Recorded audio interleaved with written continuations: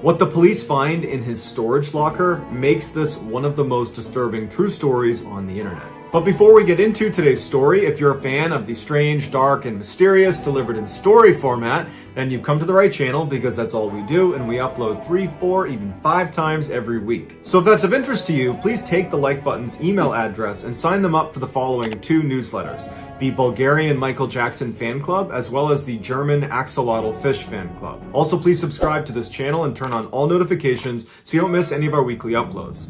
All right, let's get into today's story.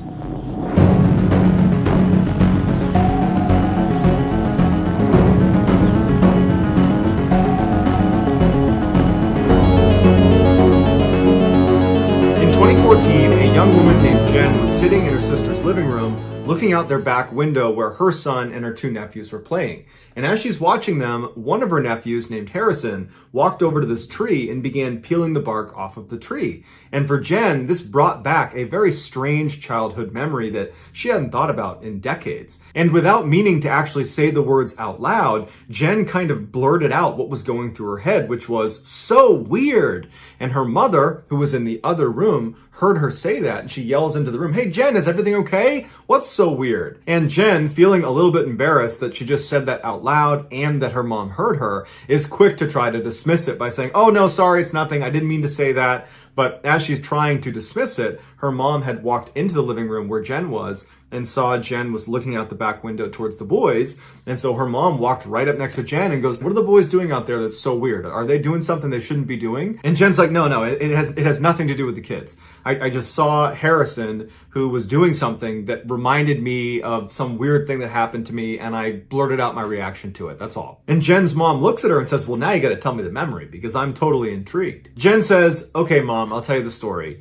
I don't know if Frankie's mom ever told you this or not, but when I was 8 years old, I spoke to Frankie and he was doing some homework and he told me to come meet him outside of his house and that when he was done, we could meet up and go play together." And so I walked over to his house and I was standing across the street in front of that small group of trees that we called the Pinecone Forest, even though it was just a handful of trees, but we all called it that. Anyways, I was standing over there and I was just kind of mindlessly peeling the bark off of the tree. I don't even remember consciously deciding to do it. And so as I'm peeling the bark off the tree, watching Frankie's house, waiting for him to come outside, I noticed to my right, there's this guy walking through the forest towards me.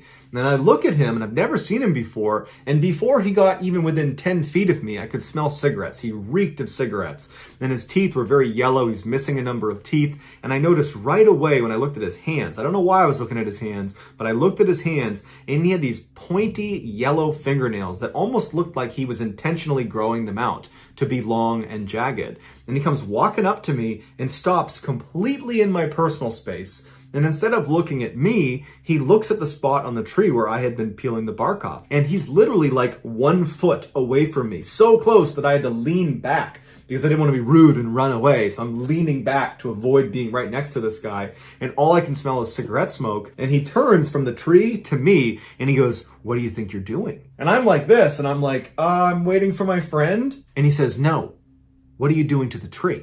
And I remember looking at him and then the tree and saying, "Peeling the bark off?"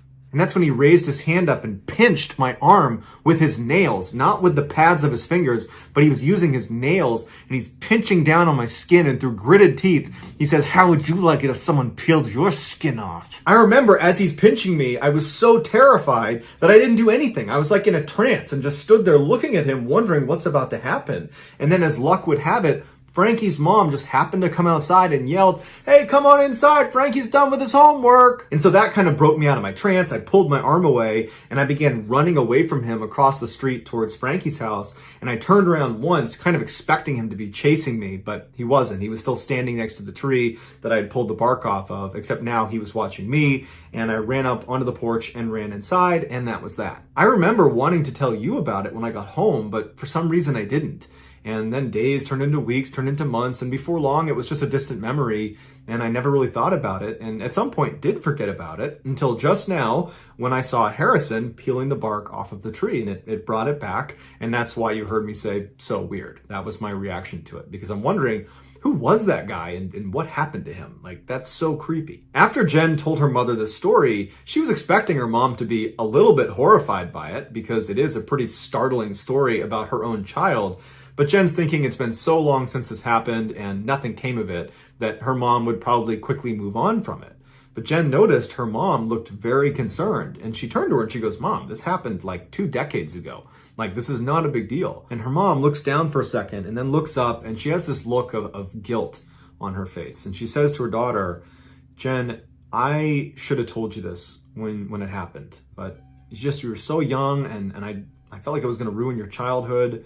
And so I just didn't tell you, and it seemed like you forgot about it, but obviously you didn't, and so I guess you got to hear the full story now." Jen's confused at this point, and she says, "What are you talking about?" And her mother, who now looked really uncomfortable, she's touching her face, and she looks very anxious, she says to Jen, "It's time you learned who that man really was." Before Jen could ask any more questions, her mom just says, "Honey, just sit down and I will explain everything to you." So they sit down, and Jen's mom is still acting pretty uncomfortable. This is obviously a difficult subject for her. And she starts by saying, "Okay, so do you remember how in our neighborhood where you grew up, everybody seemed to know each other? It was a really tight community of people." And Jen's like, "Yeah, I remember that." And her mom was like, "Well, because of that, it made it really easy to spot people that were, outsiders that didn't live in the neighborhood. And so if a car came down the street and I didn't recognize it, I would find myself looking out the window and watching the car to see where it was going, because there's no reason to be in this neighborhood unless you're a visitor or you live here." And so I was in the habit of people watching anybody that showed up that I didn't recognize. And I know a bunch of the other mothers in the neighborhood did the same thing, one of them being Frankie's mom. Anyways, on the same day that creep came up to you and pinched your arm when you were 8 years old in 1995, well, that morning, Frankie's mom, Sonia, she happened to look out her front window and she saw a vehicle she didn't recognize. And it was a work van, a white work van. It didn't have windows in the back, and it was parked across the street near the Pinecone Forest. And so she assumed it must be a work truck, and whoever had brought it here was, working on one of the houses in the neighborhood. But where it was parked, it was not close to any one particular house. And there was lots of places you could have parked on the street. So it seemed odd, if you're going to be doing work on a house, that you wouldn't just park in front of the house. Like, why would you park, inconveniently farther away in front of this random forest? And so that got her thinking that something's up with this van. But she didn't think it was bad. She just was trying to make sense of it. And so all morning she found herself going to the window and looking out to see if someone was going to claim this van, but she never saw anybody go near it. She didn't see workers going in and out of it. She didn't see any activity that was related to the van. It was just this empty van parked randomly across the street. And by the afternoon, when still no one had claimed this vehicle, she was getting ready to call the police. So that same day, you and Frankie had spoken on the phone and planned to meet up at the Pinecone Forest after he was done with his homework. And he didn't tell his mom about these plans, and so she didn't know that you would be very close to this van. Had she have known that, she would have told you to not wait out there, but instead to come right inside and don't go near this van. So at some point in the afternoon, when Sonia's getting ready to call the police, and you were actually already over at the Pinecone Forest waiting for Frankie, Sonia's looking out the window and she sees the back 2 doors fly open, and that guy who pinched you jumps out of the back and starts running into the Pinecone Forest. And from where Sonia's looking, she can only see part of the forest. The other portion of it is to the right, that's out of her view through this window. And so she turns and runs in her house to the side window of her house, and she looks out at that section of the Pinecone Forest where this guy has run to, and she sees you standing in front of the tree, and she sees this guy sprint right up to you and sees him pinch you in the arm, and he's talking to you. And that's when she ran out onto the porch and yelled for you to come inside. And she would tell me later that when she did that, she tried to sound very natural. She was worried if she sounded like this was an emergency, not only would it frighten you, but it might trigger this stranger to grab you or take you, because now he's been made. Someone realizes he's a bad guy and he might take you. And so the whole time she's watching you, she was watching him to see if he was going to chase you. And so when you came inside, she did her best to be totally calm and told you to go play with Frankie. And as soon as you were out of the room, she ran around the house and locked all the doors, all the windows, and then called me. And we decided it made sense to call the police. Even though you were safely in the house, we didn't know who this guy was, and it seemed like he was intentionally targeting you, like he was waiting for you the whole time. And so Sonia calls the police, and a police cruiser was sent over to our neighborhood, and they quickly found the white van that matched the description. They pull up next to it and they walk to the driver's side, and sitting inside the car is a man that matches the description of what Sonia gave. And he's acting really weird. You know, he looked like he was on drugs, or maybe he was drunk, or something was wrong with him. Something was off about him. And so the officers had him step out of the car, and they search his car. And in the front two seats, there was nothing but, you know, cigarette butts and trash. And there was a partition wall between the front two seats and the back workspace of the van. They went around to the back of the van, and they see this guy has screwed a latch onto the back of the two doors right across the middle, and there's a padlock through it. So there's an additional lock on this back door. Clearly, he doesn't want anybody getting in the back of this thing. And so the police turn to this guy and they're like, "We need to get in the back of your truck. Can you please open this?" And at first he was, you know, making excuses why he couldn't open it, but finally he relented and pulled out a special keychain he was carrying that had two distinct keys on it. And he used one of them to undo the padlock. He opened that up, and then he swung open the doors and he backed up. And the police look inside and they can't believe what they're looking at. Inside of this van, all over every surface in the back, were pictures of you taped to the walls, to the ground, to the back. I mean, everywhere you looked, there was a picture of you. And they weren't just recent pictures of you. There was at least a couple pictures of you when you were 6 years old, and you were 8 when he approached you. So we know he was following you for at least 2 years. Also in the back of the van were binoculars, as well as a camera that presumably he was using to take these pictures of you. But that's not even the worst part. After this guy got arrested, one of the officers pulled out that keychain that had the key to the padlock on the back of his van, and he noticed the other key on the keychain was not just a duplicate key to the same padlock. It was a different, unique key. And so the police go over to this guy and they show him the key, and they say, "What is this to?" And he says, "It's to my storage locker." And so the police track down a storage locker, and they go over there and they unlock the lock with the key.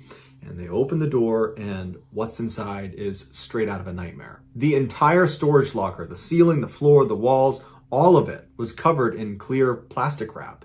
And behind the plastic wrap, you could see on the walls were hundreds more pictures of you.